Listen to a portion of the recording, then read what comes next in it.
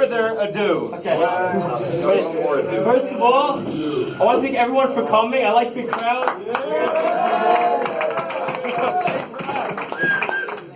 I want to thank my roommates for coming. Moshe Rivka, Aaron Richling, Dalia. I want to thank my Chabura, Zacharia, my brother.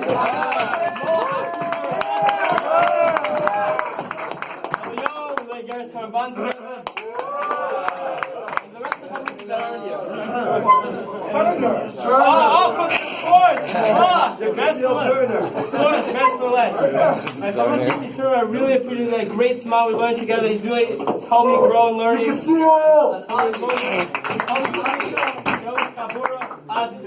And Alicia during the thing. Laser!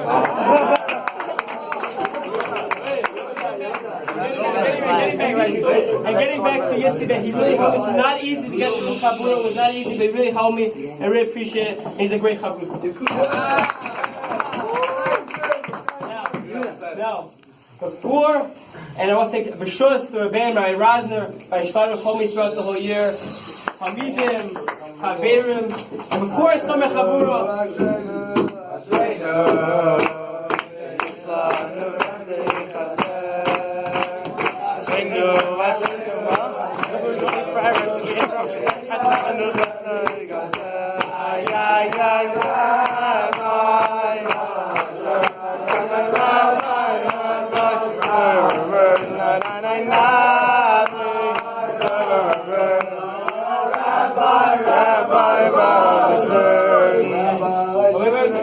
before I start my Chabura, I just want to start off this Chabura and the brachas everyone makes should be Nishmas, my great grandfather David by Mordechai.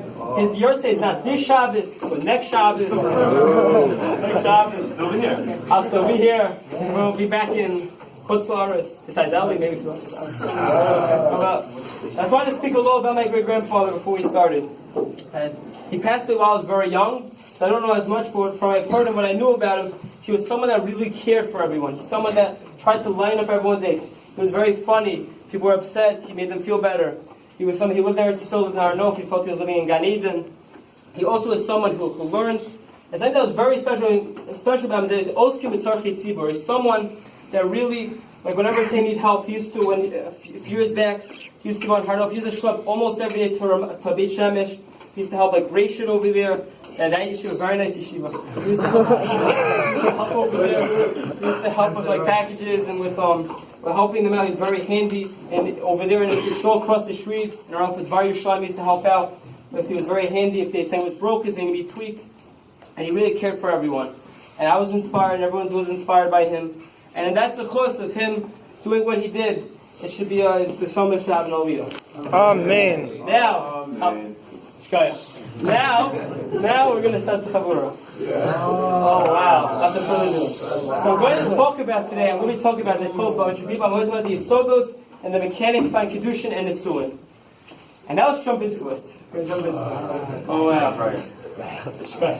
So what is going on by Kedushin? Why do we even need to begin with? Before Matan Torah used to be this man and a woman who get their shos, their bia, and married, Mazel Tov. That's how it used to be. Why do we have to come out to this whole concept to begin with? Why? So, there are a bunch of concepts involved in Kedushin. We have Ishus, that she's becoming your wife. You have Bailas, you're becoming the husband. You have Kinyan, have Kinyan, that you're acquiring her. As the Ra'ah said in the name of Rashi, in the first Rashi, he said, they're acquiring still before her Ishus over there.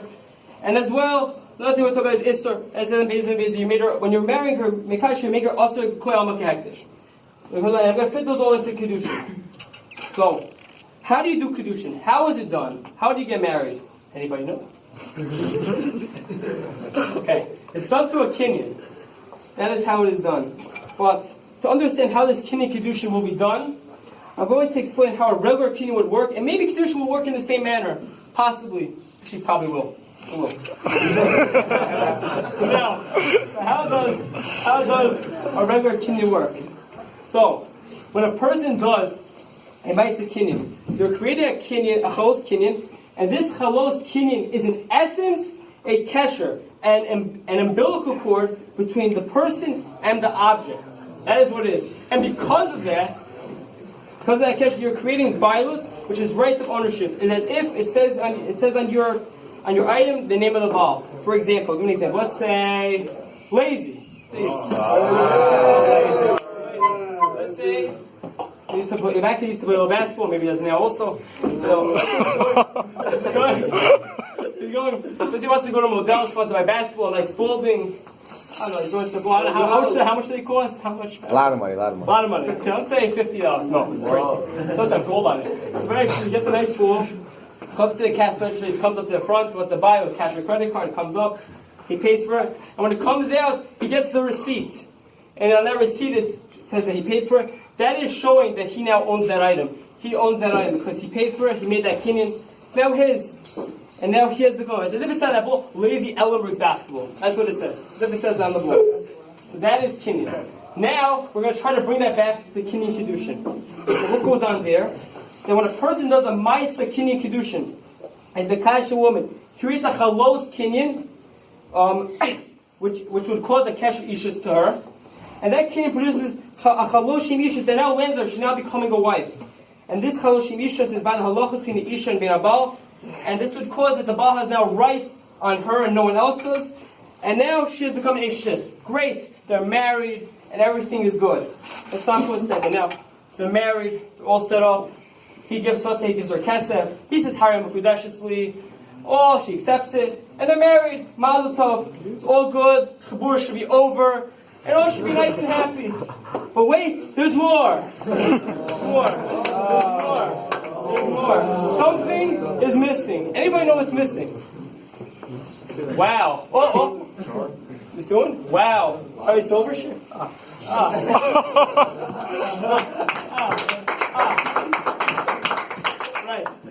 Right. The answer is that we're missing the suan. Now the truth is, what is the suan adding? What do we not have right? They're married. What is this accomplishing? Why do we need it to begin with? Anybody ever thought of this? No. Okay. Makes me too also, so we just talked about it. So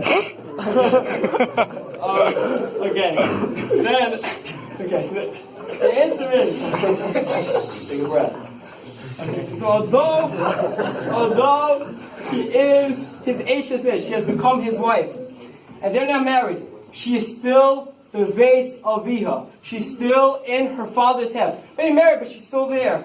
And since she's still in her father's house, the Baal has to get involved, and he has to take her into his bias, i.e. into his rishus, and then Mamela, and the reason is because at this point there is an Isser L'Baal, he cannot appear with her, just like everyone else, he cannot appear with her because he had did Kedushin, and because of when he takes her into his rishus, and he takes her to house, now that Isser L'Baal comes off, and now it's had to have beer with her.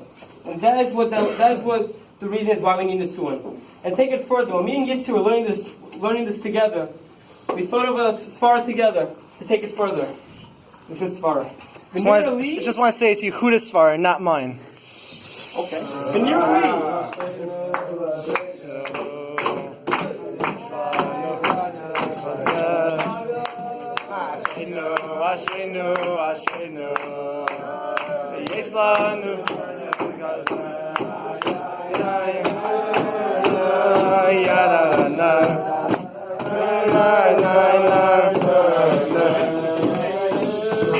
Fine. To take the answer further, veneerally, that Kedushin, we said together, that Kedushin is creating a bias.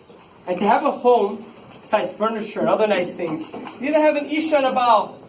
So we said together that Erison is accomplishing, Erison is making her into an Ashes, is making her a wife. Because then the Suin is making you into a Baal. So that is what's going on. When you're doing the Suin, it's creating a Chaloshim Baal. And now he is starting to have the Chiyuvim of becoming a husband, and those Chiyuvim would be Ksus, Sharvona, which means he would have to clothe her, he would have to wear nice shoes. And then She'er means you have to feed her, Mizono, support her. And spend time in Abiyah, and along those lines as well. That's what you need to do. Now, just to give a nice quick sikum, nice summary, for people who remember. I think well anyways, don't remember. They had a Ma'aseh Kedushin. That's how we start. Why do we Kedushin begin with? Why do we need it? Why can't we just be nice and happy, meet together, married? All good. We said Ma'aseh Kedushin creates a Chinyan, which is a Kesher Ishus. And that Kesh Isha creates Bailos, which causes a Chaloshim Isha, and then they're married. And that's how they married. And then we say, why do we need a Suan? What is the Suan adding? What is it adding to it? And we just say now that the Suan comes, because right now she's also a Bia, and the Baal brings her into her Rishus, she creates a Chaloshim Baal, which makes him Chayav and all the Chiyuv Baal, as just like Susha Barnah. And just to add another little thing, we just, we saw yesterday, we wanted to add like a nice, most of a little word for this week's Parsha. This week's Parsha is Parshas Kisisa. What happens this week's Parsha? We get the Luchos, which is very good. We get the Luchos, we get broken, we get another ones. It's over by one. Actually, it's broken. Not really but so then, that's what happens there. But as well, earlier, 2 weeks ago, Parshas Yisro, Hashem wanted to give us the Torah.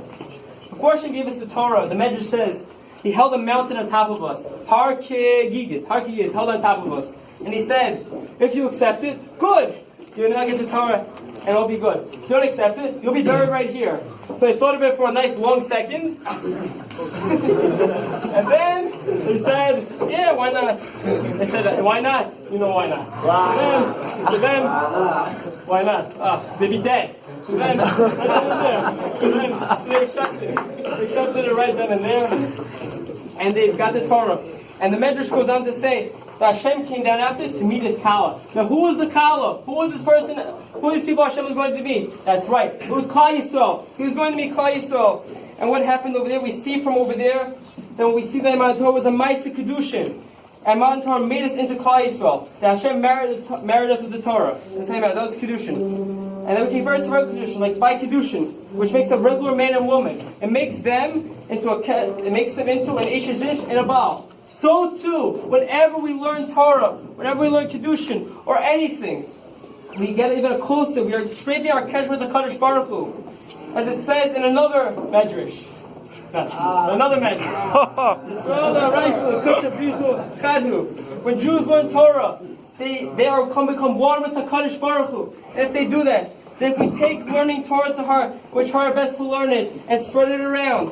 We do our best because we will have an amazing connection and connection with the Kadosh Baruch Hu. And that'll bring us closer to our family, people around us, our Chaverim, our Baim. And this brings us closer to coming of Mashiach Meher B'Minu. Amen. Amen.